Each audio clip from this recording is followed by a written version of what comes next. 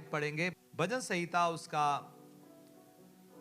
37 अध्याय में कुछ वचन है। मैं कल जब पढ़ रहा था मुझे मेरे दिल को बहुत छुआ कि सच में परमेश्वर बड़े विश्वास योग्य हैं। बहुत पहले शायद मैंने कलीसिया में शेयर किया था। भजन संहिता 37 अध्याय खोल लें, मैं आपको आयत बताऊंगा कि एक बार एक व्यक्ति, एक कलीसिया थी, वहां पर दो लोगों को भजन संहिता 23 पढ़ने के लिए बोला गया। तो भजन संहिता 23 बहुत फेमस है, बहुत सारे लोग पढ़ते हैं। यहोवा मेरा चरवाहा है, मुझे कोई घटी ना होगी। सो हम देखते हैं बड़ा खूबसूरत छोटा सा भजन है, लेकिन बड़ा सामर्थी है। तो दो लोगों को कलीसिया में यह भजन बोलने के लिए बुलाया गया। तो एक उसमें बुजुर्ग थे और एक उसमें जवान था। जवान आया, उसने बड़े अच्छे रीति से, बड़े अच्छे ढंग से उसने उस भजन को बोला।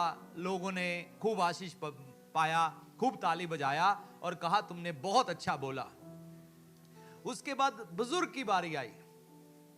जब बुजुर्ग बोलने के लिए आए, जैसे ही उन्होंने एक दो आयतें बोली, यहोवा मेरा चरवाहा है, मुझे कभी घटी ना होगी, उनके आंसू बहना शुरू हो गए। मालूम है उनके आंसू क्यों बहे? आए हम पढ़ें भजन संहिता 37वां अध्याय 25 आयत। यहां पर क्या लिखा है? मैं लड़कपन यानी कि जवानी से, या जब से मैंने होश संभाला है। क्या कह रहा है वो?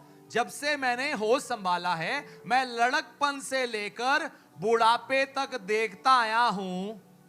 क्या देखता आया वो? परंतु क्या देखता आया हूं? ना तो कभी धर्मी को त्यागा गया और ना उसके वंश को टुकड़े मांगते देखा गया। हालेलुया। मैं लड़कपन से लेकर बुढ़ापे पर तक देखता आया हूं, परंतु ना तो कभी धर्मी को त्यागा हुआ देखा। वो कहता मैंने कभी नहीं देखा कोई ऐसा व्यक्ति जो परमेश्वर के साथ चलता हो और प्रभु ने उसको त्याग दिया हो, प्रभु ने उसका साथ ना दिया हो, प्रभु ने उसकी सहायता ना की हो। कोई भी ऐसा व्यक्ति वो कहता है कि मैं जब से होश संभाला है तब से लेकर आज तक देखता आया हूं कि जिसने यीशु पर विश्वास किया ना, उसके जीवन में उसका वचन पूरा हुआ। क्या हुआ? ना तो मैं तुम्हें छोड़ूंगा, ना कभी तुम्हें त्यागूंगा। क्यों ना प्रभु का धन्यवाद करे। और अगली बात क्या कहता है? और ना कभी उसके वंश को, यानी कि ना ही उसके बच्चों को, ना ही उसके नाती पोतों को कभी टुकड़े भीख मांगते देखा है किसी का। कहता मैंने देखा है।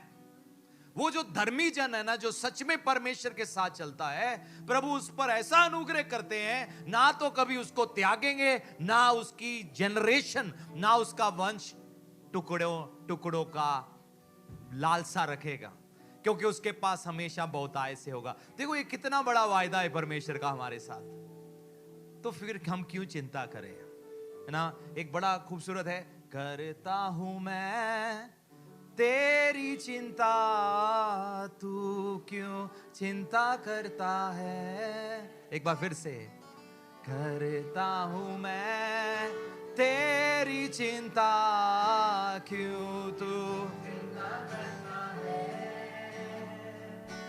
आंसुओं की वादियों में साथ ना छोड़ूंगा तेरा,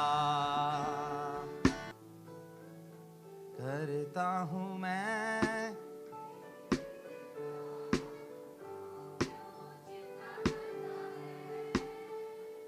आज आपको क्या चिंता है? प्रभु क्या कहते हैं? मुझे चिंता है, मुझे तुम्हारे बच्चों की चिंता है, मुझे तुम्हारे बेटे की चिंता है, मुझे तुम्हारी बेटी की चिंता है, मुझे उनकी शादियों की चिंता है। किसको है? परमेश्वर को है।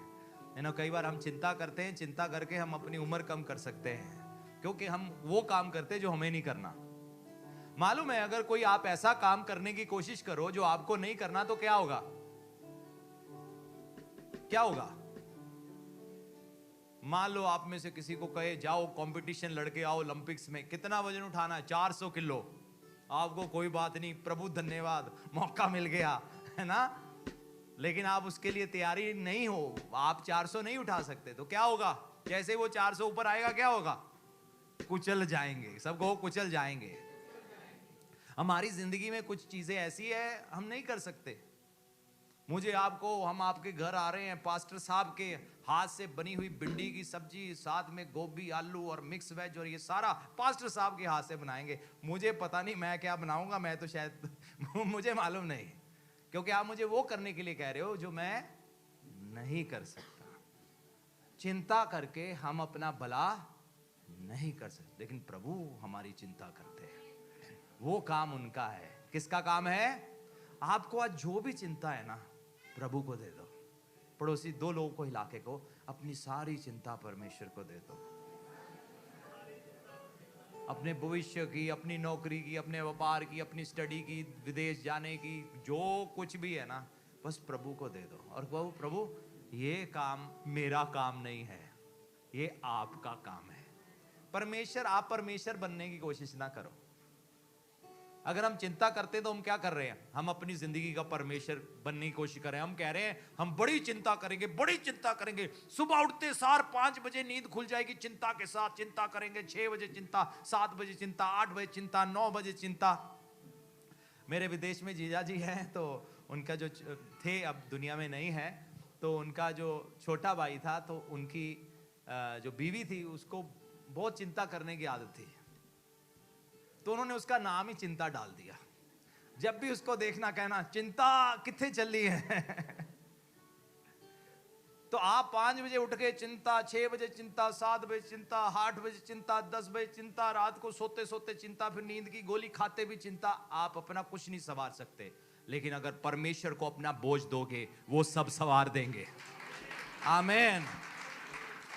जो बाइबल में लिखा है, जो धर्मी जन है ना, 26 आयत में, वो खुले मन से देता है। कैसे देता है? खुले मन से देता है, और उसके बच्चे आशीष पाते हैं। फिर बाइबल में एक दूसरी जगह लिखा है, हिंदी में वर्ड लिखा है छितरा, है ना। एक वो है जो खुल कर देता है तो भी उसको कोई घटी नहीं होती, और दूसरा वो है जो बड़ा कंजूसी से देता है तो भी हमेशा घटी में रहता है। ये भी परमेश्वर का वचन बोलता है। हालेलुया। एक खुलकर देने वाला है, उसको क्या है, कभी भी घटी, ये वचन बोलता है। लोग कहेंगे नहीं नहीं, खुलकर देंगे तो खत्म हो जाएंगे। नहीं, प्रभु का तरीका कुछ और है। जब आप यीशु मसीह में हो जाते हो ना, तो आपकी जिंदगी में फिर पृथ्वी वाला कानून नहीं चलता, स्वर्ग का कानून चलता है। स्वर्ग के तरीके चलते हैं आपके जीवन को आशीषित देने करने के लिए। दूसरी दुनिया की तरफ मत देखो, वो तो देते नहीं, वो तो देते नहीं, आप उनकी परवाह मत करो। अब हम जब प्रभु के बच्चे हैं, परमेश्वर का अब हमारी जिंदगी में एक अलग तरीका है।